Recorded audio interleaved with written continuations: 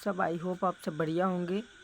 तो आज इस वीडियो के माध्यम से हम देखने वाले कक्षा 12वीं भाग 1 समकालीन विश्व राजनीति बुक का अध्याय जो है हमने 2 वीडियो में बता दिया है। आप लोग जाके वो वीडियो देख लीजिएगा, ठीक है। आज हम देखेंगे पार्ट 4 सत्ता के वैकल्पिक केंद्र, ठीक है। सत्ता के वैकल्पिक के संपूर्ण हल देखने वाले हैं। आप लोग अगर पार्ट 2 का देखना चाहते हैं तो नीचे डिस्क्रिप्शन में आपको लिंक मिल जाएगी या फिर प्लेलिस्ट मैं बना दूंगा, तो जाकर वहाँ से चेक कर लेना, ठीक है। पार्ट 2 की, पार्ट 4 की चलिए देख लेते हैं। पार्ट 4 आप लोग का ये हमने पूरा का पूरा बता दिया, उस वीडियो में बहुत अच्छे से समझा दिया सरल भाषा में। तो आप लोग जाके उस वीडियो को पूरा देखिएगा, ठीक है। आज इस वीडियो के माध्यम से हम देखेंगे पार्ट 4 सत्ता के वैकल्पिक केंद्र, ठीक है।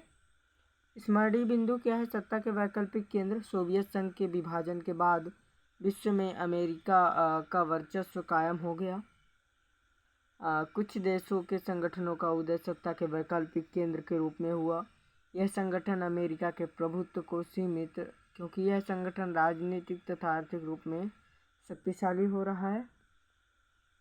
दूसरा क्या है? क्षेत्रीय संगठन। क्षेत्रीय संगठन आपका हो जाएगा क्षेत्रीय संगठन। क्षेत्रीय संगठन प्रभुसत्ता संपन्न देशों की शैक्षिक समुदाय की एक संधि जो निश्चित क्षेत्र के भीतर हो तथा उन देशों का सम्मिलित हित हो वह जिसका प्रयोजन उस क्षेत्र में आक्रामक कार्रवाई न हो। आप लोग इन सब का स्क्रीनशॉट लेते चलिए या फिर आप लोग लिखते चलिए, ठीक है। दो में से कोई एक काम करते चलिए। सत्ता के वैकल्पिक केंद्र के संगठन यूरोपीय, आसियान, ब्रिक्स, सार्क। क्षेत्रीय संगठन के उद्देश्य आप लोग का क्या है? सदस्य देशों में एकता की भावना को मजबूत होना, क्षेत्रीय सहयोग को बढ़ावा, सदस्यों के बीच आपसी व्यापार को बढ़ावा, क्षेत्र में शांति और सौहार्द को बढ़ाना, विवादों को आपसी बातचीत द्वारा निपटाना। यूरोपीय संघ का गठन। यूएसएसआर ने 1992 में यूरोपीय संघ के साथ के गठन का नेतृत्व किया, जिसने एक आम नागरिक व विदेशी, ठीक है, यहाँ से आपका जो है कट हो जाता है, इस लिंक में भी आपके नहीं दिया है। यूरोपीय संघ की विशेषता। यूरोपीय संघ समय के साथ एक आर्थिक क्षेत्र में तेजी से राजनीतिक रूप विकसित हुआ। यूरोपीय संघ एक विशाल राष्ट्र राज्य की तरह कार्य करने में इसका अपना झंडा, गान, स्थापना दिवस और अपनी एक मुद्रा, अन्य देशों से संबंधों के मामले में इसने काफ़ी हद तक एक विदेश और सुरक्षा नीति बना ली है। अगला क्या है? दक्षिण एशियाई राष्ट्रों का संगठन। आसियान दक्षिण पूर्व एशियाई देशों का संगठन है। आसियान 1967 में इस क्षेत्र के 5 देशों इंडोनेशिया, मलेशिया, फिलीपींस, सिंगापुर और थाईलैंड ने घोषणा पत्र पर हस्ताक्षर करके आसियान की स्थापना की। बाद में इस संगठन ने दारुसलाम, वियतनाम, लाओस व कंबोडिया को शामिल किया गया। इसकी सदस्य संख्या 30 है, ठीक है। आसियान के उद्देश्य देशों ने आर्थिक विकास को तेज करना, इसके द्वारा सामाजिक और सांस्कृतिक विकास हासिल करना, कानून के शासन और संयुक्त राष्ट्र के नियमों का पालन करके क्षेत्रीय शांति को बढ़ावा देना, ठीक है। आसियान के प्रमुख स्तंभ क्या क्या थे? पहला है सुरक्षा समुदाय, आसियान आर्थिक समुदाय, सामाजिक संस्कृति। सार्क का पूरा नाम क्या है? तो दक्षिण एशियाई क्षेत्रीय संगठन है, South Asian Association for Regional Cooperation. SAARC की स्थापना दिसंबर 1885 को हुई थी। सार्क की स्थापना के समय भारत, पाकिस्तान, बांग्लादेश, नेपाल, भूटान, मालदीव व श्रीलंका इस संगठन में शामिल है। बाद में अफगानिस्तान शामिल हुआ। इसका मुख्यालय नेपाल का काठमांडू, नेपाल में है। सार्क के उद्देश्य दक्षिण एशिया के देशों में जनता के निवास एवं जीवन स्तर में सुधार लाना, आत्मनिर्भरता का विकास, आर्थिक विकास, सांस्कृतिक एवं सामाजिक विकास, आपसी सहयोग, आपसी विवादों का निपटारा, आपसी विश्वास बढ़ाकर व्यापार को बढ़ावा देना, ठीक है। अगला है सबकी ओर देखो नीति किसने अपनाई थी? तो भारत ने 1991 से पूर्व की ओर देखी नीति अपनाई। इससे पूर्वी एशिया की देशों जैसे आसियान, चीन, जापान और दक्षिण कोरिया से उसके आर्थिक संबंधों में बढ़ोतरी हुई, ठीक है। अब हम लोग जो है देखेंगे अभ्यास। यूरोपीय यूनियन की मुद्रा क्या है? तो यूरो है। चीन ने कौन से व्यापार की नीति अपनाई? खुले द्वार की। यूरोपीय यूनियन संघ की स्थापना कब हुई थी? तो 1992 में। आसियान संघ की स्थापना कब हुई थी? 1967 में। आसियान का मुख्यालय कहाँ है? जकार्ता में। अगला देख लेते हैं डोकलाम प्रकरण सन 2017 में किन 2 देशों के मध्य उत्पन्न हुआ? तो भारत और चीन हो जाएगा। वर्तमान समय में यूरोपीय संघ में सदस्य देशों की संख्या कितनी है? हो जाएगा 27। ठीक है। बाजार स्टॉलिन है तो कैसा है? मिश्रित अर्थव्यवस्था। 31 जनवरी 2020 को किस सदस्य ने यूरोपीय यूनियन की सदस्यता छोड़ी? ब्रिटेन ने। ऋण किसानों की पूर्ति करना है। खुले द्वार की नीति चीन ने अपनाई थी। 1967 में आसियान की स्थापना बैंकॉक घोषणा पत्र के माध्यम से हुई। वियतनाम आसियान का सदस्य 1995 सन में बना। भारत आसियान का सदस्य 1996 से बना। यूरोपीय यूनियन की स्थापना मैस्ट्रिच संधि के परिणाम स्वरूप हुई। पूरब की ओर चलो नीति भारत ने अपनाई। मार्शल योजना का मुख्य उद्देश्य आर्थिक समझौता है। मार्शल योजना की स्थापना 1948 में हुई। पंचशील के सिद्धांत भारत और चीन के मध्य हुए।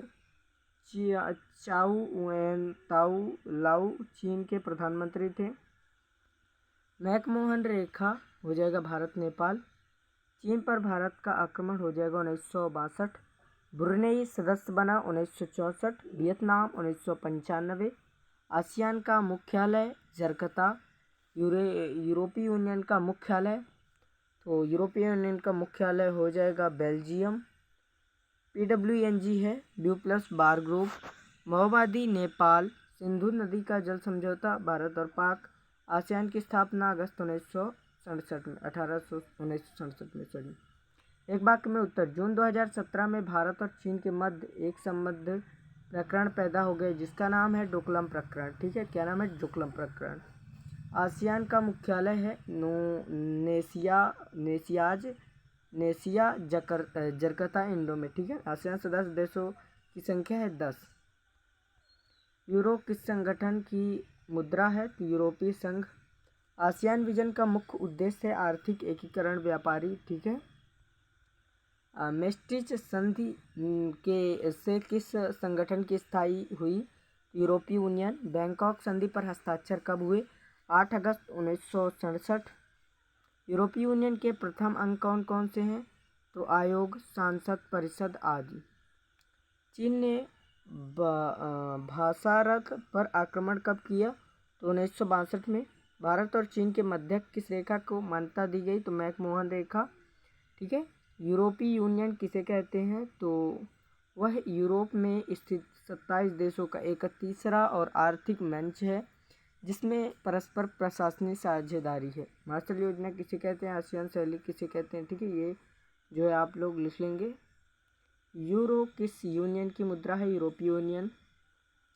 यूरोपीय संगठन की स्थापना के 2 उद्देश्य लिखना है। तो इन संस्थाओं का उद्देश्य नाभिकीय ऊर्जा और आर्थिक क्षेत्र में सहयोग करना था। 1967 में उपरोक्त तीनों संस्थाओं का विलय होकर एक संस्था का निर्माण हुआ। ओपन डोर की नीति किसे कहते हैं? तो ओपन डोर की नीति 19वीं शताब्दी के अंत में 20वीं सदी की शुरुआत में यूएस की कूटनीतिक है। आसियान का पूरा नाम association of south east Asian Nations है। ठीक है। अगला है यूरोपीय संघ को 2012 में कौन सा पुरस्कार प्राप्त हुआ? तो कौन सा पुरस्कार प्राप्त हुआ? तो शांति एवं सुलह, लोकतंत्र और मानवाधिकारों की प्रगति में अपना योगदान हेतु नोबेल पुरस्कार से सम्मानित किया गया। सत्य लिखना है। भारत आसियान का सदस्य कब बना? 1900 इसमें बना, 96 में। आप लोग एक इसका स्क्रीनशॉट ले लीजिए। पहला सत्य, दूसरा भी सत्य, तीसरा भी सत्य, चौथा जो है गलत हो जाएगा, 5वां भी गलत आपका, 6वां भी गलत, 7वां सही, 8वां सही और 9वां भी जो है वो हो जाएगा सही। ठीक है। और 10वां भी आपका क्या हो जाएगा? सही। लघु उत्तरीय प्रश्न। आसियान संगठन के क्या उद्देश्य हैं? आसियान संगठन के उद्देश्य निम्नलिखित है। क्षेत्रीय सहयोग के लिए दृढ़ आधार बनाना, आर्थिक विकास को तेज करना, सामाजिक व सांस्कृतिक क्षेत्रों में अंतःक्रिया को प्रोत्साहन करना, साझे हित के मामले में परस्पर सहायता को बढ़ावा देना। ठीक है। अगला यूरोपीय यूनियन के मुख्य उद्देश्य क्या क्या हैं तो आपको बताना है। तो वही यूरोपीय यूनियन में शामिल देशों से एक आंतरिक साझा बाजार संचालित करता है। इन देशों के बीच माल, पूंजी, सेवाओं की आवाजाही मुफ्त होती है। आसियान संगठन के सदस्य देशों के नाम तो पहला Thailand, Singapore, Vietnam, Laos, Indonesia, Myanmar, Philippines, Brunei, Malaysia, Cambodia आदि शामिल हैं। चौथा है यूरोपीय यूनियन के सदस्य देशों के नाम बताइए। तो पहला Germany, Denmark, Luxembourg, Belgium, Ireland, France, Italy, Netherland आदि शामिल है। आसियान विजन 2020 की मुख्य बातों को लिखिए। आसियान तेजी से बढ़ता हुआ एक महत्वपूर्ण क्षेत्रीय संगठन है। इसके विजन 2020 में अंतर्राष्ट्रीय समुदाय में आसियान की बहुमुखी भूमिका को प्रमुखता दी गई।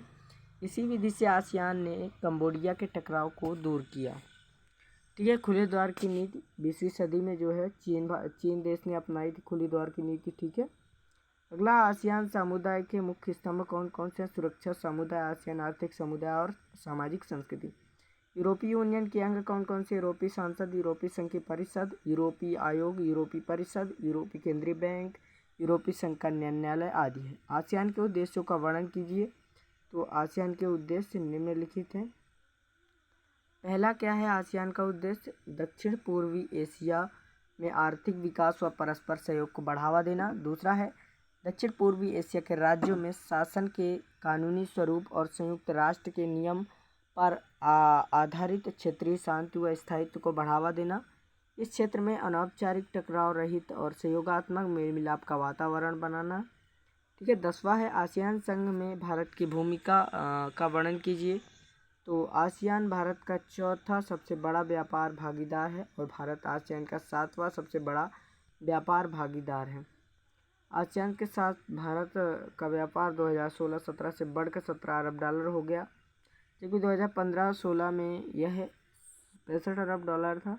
सिंगापुर की अगुवाई में आसियान भारत का प्रमुख निवेश स्रोत है। आसियान के प्रमुख कार्यों को समझाइए। तो आसियान का प्रमुख कार्य निम्नलिखित है। यह दक्षिण पूर्वी एशिया में मुक्त व्यापार क्षेत्र विकसित करने की दिशा में महत्वपूर्ण कार्य कर रहा है। पर्यटन के क्षेत्र में सहयोग को बढ़ावा देने के लिए यह अपने एक सामूहिक संगठन आसियंटा के माध्यम से कार्य कर रहा है। यह सदस्य देशों में सुरक्षा व शांति के लिए आणविक हथियारों पर रोक लगाने पर जोर दे रहा है। यह संगठन दक्षिण पूर्वी एशिया के आर्थिक विकास पर जोर दे रहा है। यह सांस्कृतिक गतिविधियों को बढ़ावा देने के लिए रेडियो तथा दूरदर्शन के माध्यम से सहयोग को बढ़ावा दे रहा है। यूरोपीय यूनियन गठन के क्या उद्देश्य हैं? तो यूरोपीय यूनियन गठन के उद्देश्य यूरोपीय में शांति, जनकल्याण तथा यूरोपीय संघ के मूल्यों को प्रोत्साहित करता है। संघ के नागरिकों को स्वतंत्रता, सुरक्षा तथा न्याय प्रदान करना। सदस्य राष्ट्रों के मध्य आर्थिक, सामाजिक तथा क्षेत्रीय एकीकरण को प्रोत्साहित करना। यूरोपीय संघ की जनता के मध्य एकता को मजबूत करना तथा उसकी संपत्ति और परंपराओं का सम्मान करना। यूरोपीय महाद्वीप में विभेदों को समाप्त करना तथा भविष्य के निर्माण के लिए ठोस आधार तैयार करना। अब डोकलाम प्रकरण क्या है? डोकलाम प्रकरण आप लोग एक स्क्रीनशॉट ले लीजिए, पूरा यहाँ तक है आपका। ठीक है, चलिए अगला देखते हैं। यूरोपीय संघ के झंडे का वर्णन। यूरोपीय संघ का जो झंडा है वो किस तरह होता है, तो इसमें आपको इस वीडियो के माध्यम से बताया गया है। अगला आपका क्या है? समकालीन दक्षिण एशिया। इसका हम आप लोग को अगले पार्ट में देंगे। ठीक है, मतलब अगले वीडियो में, अन्य वीडियो में, क्योंकि वीडियो जो है आपका ज़्यादा लंबा हो गया है, इसीलिए समकालीन दक्षिण एशिया हम आपको अन्य वीडियो में दे देंगे। ठीक है, तो आप लोग ऐसे ही अपना प्यार और सपोर्ट बनाए रखिए, हम आपके लिए पूरा का पूरा प्रोवाइड करवाएंगे। ठीक है, धन्यवाद, थैंक्स फॉर वॉचिंग। मिलते हैं फिर अगले वीडियो में।